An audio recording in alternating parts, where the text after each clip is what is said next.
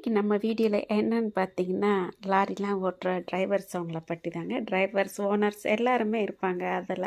ஆனால் அவங்க படுற கஷ்டங்கள் பார்த்தீங்கன்னா சொல்ல முடியாதுங்க. உண்மையாகவே நான் காரில் போகும்போது நிறைய விஷயங்கள் பார்த்துருக்கேன்.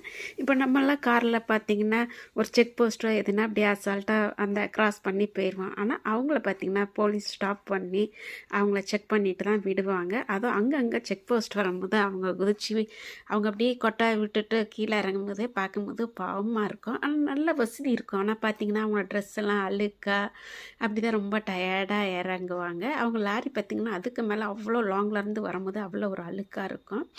சப்போஸ் நம்ம ரோட்டில் போயிட்டுருக்கோம், ஒரு ஆக்சிடெண்ட் நடந்துட்டு அப்படின்னா, ஒரு காராக இருந்தாலும் பஸ்ஸாக இருந்தாலும் என்ன சொல்லுவாங்கன்னா, கார் இடிச்சிட்டுனா ஓன் போர்ட் கார், ஐயையோ கார் இடிச்சிட்டு போய் எல்லோரும் பிடிங்க காப்பாற்றுங்கன்ற மாதிரி பதறி ஓடுவாங்க. ஆனால் ஒரு லாரி வந்து ஒரு வண்டி மேலே இடிச்சுன்னா இந்த லாரிக்காரன் ட்ரிங்க்ஸ் பண்ணிட்டு தான் இடிச்சிருப்பாங்க அப்படின்னு ஏற்கனவே கூட நான் இந்த மாதிரி வீடியோஸ்லலாம் சொல்லியிருக்கேன். ஏன்னா அவங்களுக்கு அதுதான் மரியாதை கொடுப்பாங்க. அது மாதிரி நிறைய உள்ளங்கள் நல்லவங்களும் இருக்காங்க. ஆனால் அவங்களுக்கு நேம் என்ன அப்படின்னா, அவங்க வந்து குடிச்சிட்டு தான் வண்டி ஓட்டுவாங்க, பாக்கு போடுவாங்க, பீடா போடுவாங்க, அப்படி இப்படின்னு தான் இருக்குது. எனக்கு என்ன ஆசைன்னா, ஒரு சில டிரைவரால் எல்லாருக்குமே இந்த பெயர் கிடைக்கிது. எல்லா டிரைவர்ஸ்குள்ளும் மைனஸ் இருந்தால் அதை போக்கிட்டாங்கன்னா இன்னும் நல்லா இருக்கும். அது பார்த்திங்கன்னா தூக்கம் வரும்னு சொல்லிட்டு சரியாக சாப்பிடக்கூட மாட்டாங்க. நான் கூட கேள்விப்பட்டிருக்கேன். ஜூஸ்லாம் குடிச்சிட்டு வண்டி ஓட்டிகிட்டு போகிறவங்களும் இருக்காங்க. எல்லாமே குடும்பத்துக்காக தான் அவங்க கஷ்டப்படுறாங்க. லாங்குக்கெலாம் போனால் 1 மாதம் கழித்து தான் வருவாங்களாம். ஒரு சிலர் பார்த்திங்கன்னா லாரிலேயே சமையல் பண்ணிலாம் சாப்பிட்றாங்க. அதெல்லாம் நினைக்கும் போது பார்த்தா அவங்க எவ்வளோ கஷ்டப்படுறாங்கன்றது நம்மளுக்கு புரியும்.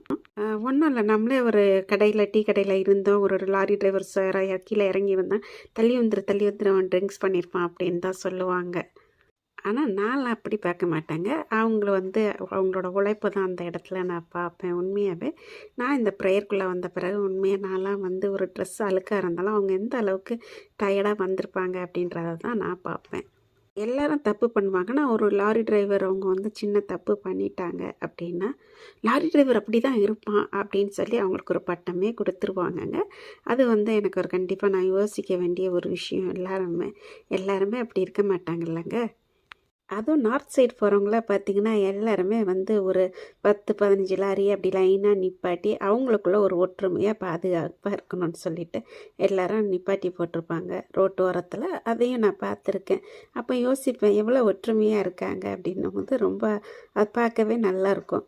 லாரி டிரைவர்னு கூட சொல்லக்கூடாது, லாரி ஓட்டுற பிரதர்ஸ் எல்லாருக்குமே நான் சொல்கிற ஒரே விஷயந்தான், எல்லாருமே ரொம்ப கேர்ஃபுல்லாக ஓட்டுங்க. அதேமாதிரி கண்டிப்பாக ட்ரிங்க்ஸுன்ற ஒரு விஷயத்த பண்ணவே பண்ணாதீங்க. எவ்வளோ டயர்டாக இருந்தாலும்